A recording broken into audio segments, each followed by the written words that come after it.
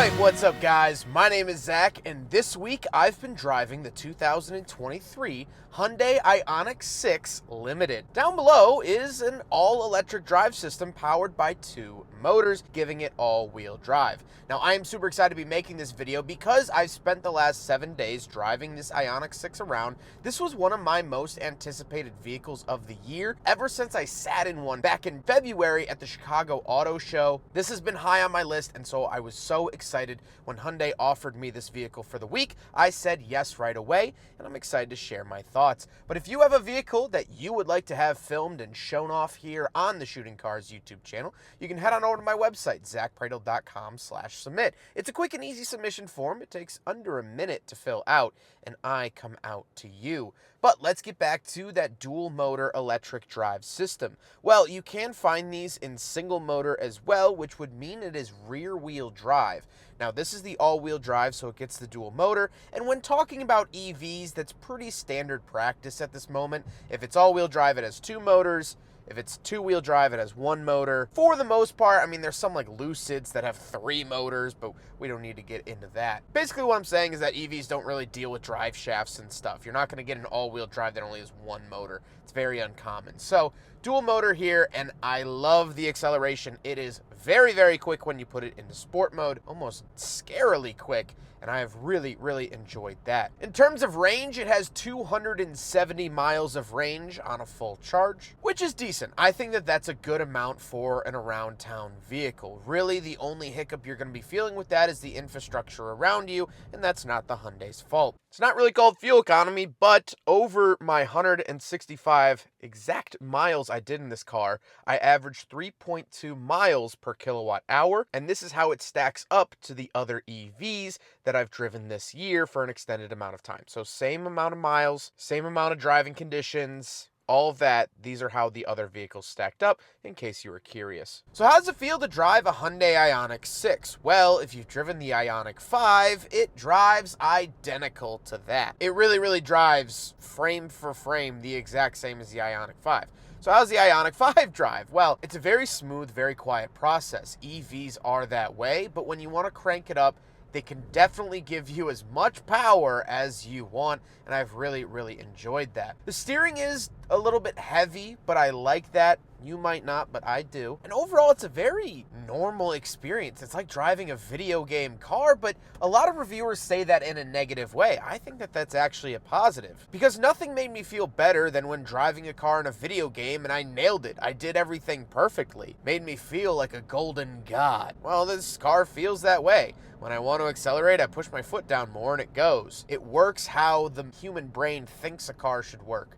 And that's a lovely feeling here in the Ioniq 6. With that stuff out of the way, let's talk about the interior. Well, in front of me, I have a completely digital gauge cluster. Now, I can change this and modify it and add different screens up on here if I'd want to, and I'm cycling through that now. As well as at night, it will switch over to a dark mode, so it's not this bright white at night, just so you are aware. It works very much like a phone, and I like it. It's pretty simple and easy to read, which is my biggest concern. One feature I absolutely love, however, is that in the gauge cluster, when you turn your turn signal on, it gives you a blind spot camera. Hyundai has been doing this a lot recently. Although this technology was really pioneered by Honda stopped using it, and Hyundai has started using that.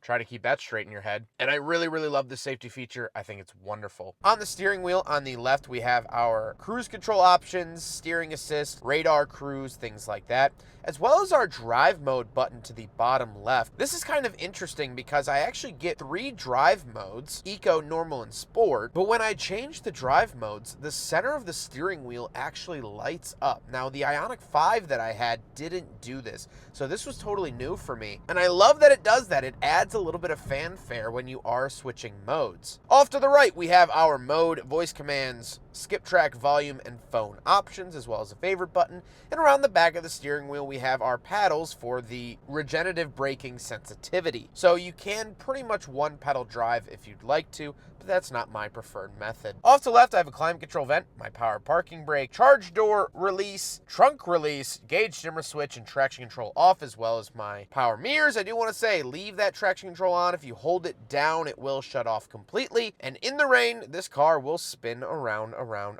and around if you wanted to. Moving out of the door, we just have our memory seat options and the latch to get in and out.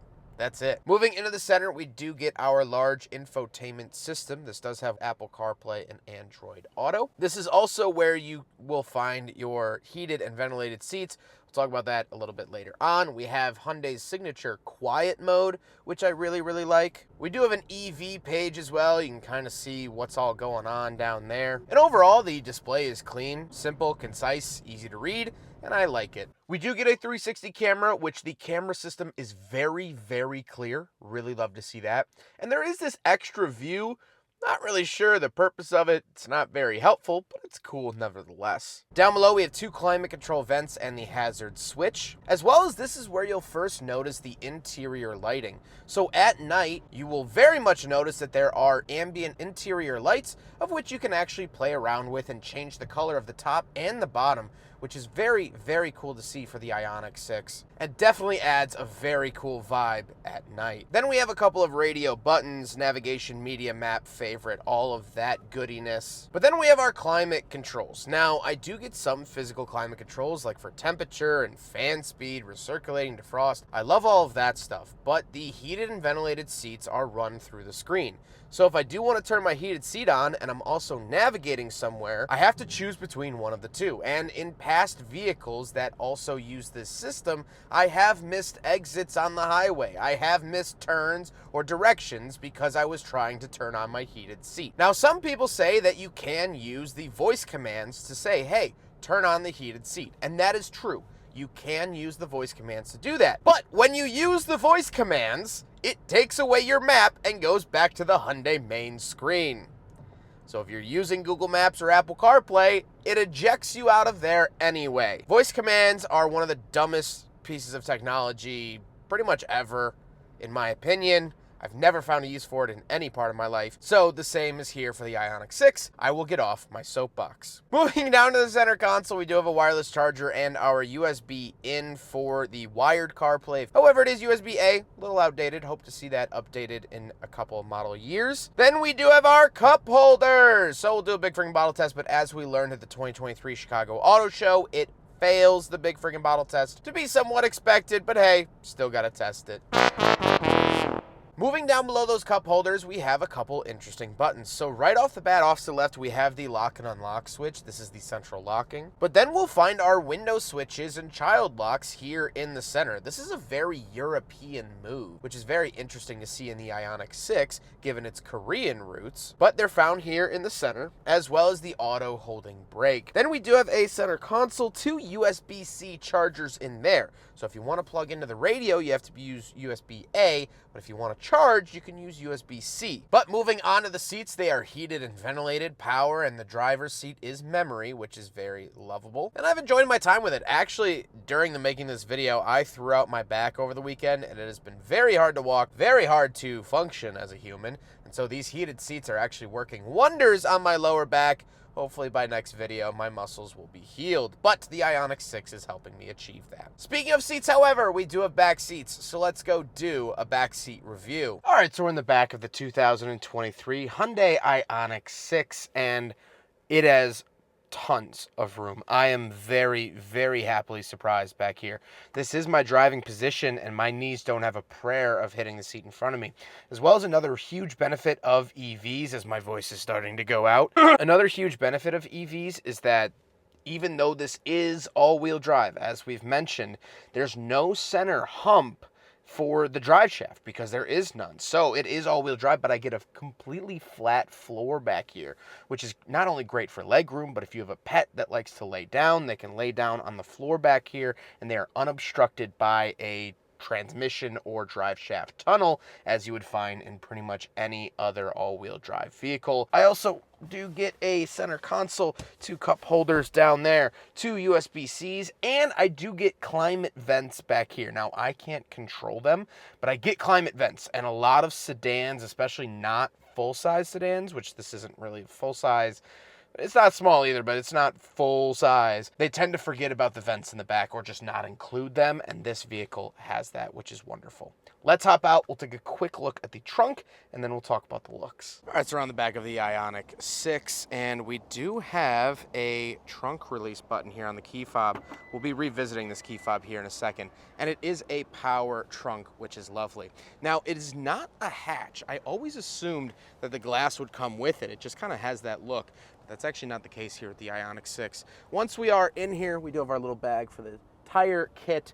Not terrible space, not amazing. If you are more concerned about space, definitely go with the Ioniq 5, but very, very cool to see. Lock button up here, as well as the trunk release down there. Okay, so there is a frunk, but that's it. So you could fit, I don't know, a bottle of hand sanitizer or something, but that's all. So not much up front in the Ioniq 6. I also do want to make a point of the key fob. This has a very, very cool feature. So how I've gotten this to work, sometimes it's finicky. You lock it and then you hold the start button and the lights will light up. And then over on the side here, we have some buttons that will actually allow you to drive the vehicle forward and backward from the key fob. So it has initiated and it'll go nice and slow like that. See, I'll back it up to this yellow line, and as soon as I take my finger off, it stops. And then we can go forward here.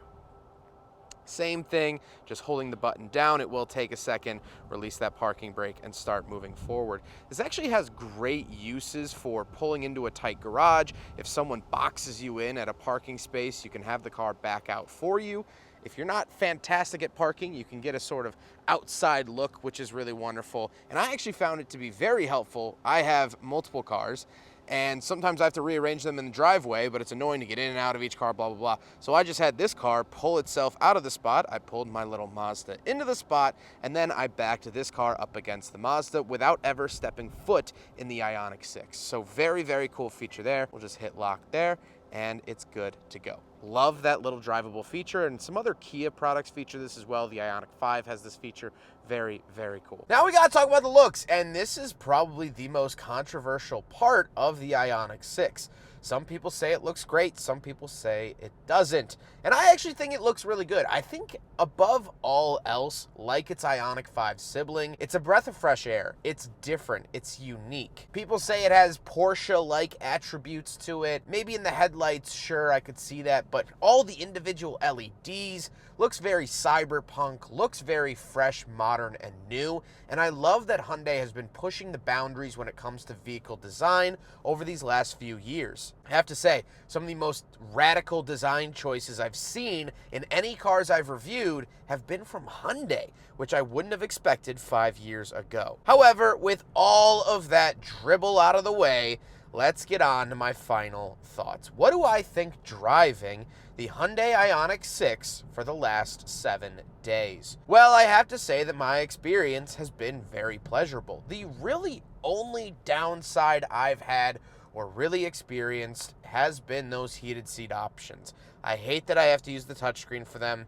I don't know why I couldn't have just used a regular button. But other than that, that's really been my only complaint. It drives great like any other EV that I've driven, especially the Ioniq 5, which I love that car very, very much, and I'll leave that video at the end of this one. It's powerful enough, it has pep in its step, it looks good. You know, I can always tell when I really like a car is when I just take pictures of it, not even for the video, just to have on my camera roll. I've always really enjoyed that, and I took many pictures of this Ioniq 6, and when I'd park it at the store, I would look back and take one last look before I went inside. That's the true showing of a good car. And so I've really enjoyed my time with it. You know, I really, really love this car. The price is a little bit steep, but do remember that you can find two-wheel drive options for less money. I think if you lived in a very summer climate area and never needed all-wheel drive, that the two-wheel drive would be a fantastic option as well. Here in the Midwest, we get snow for nearly half the year,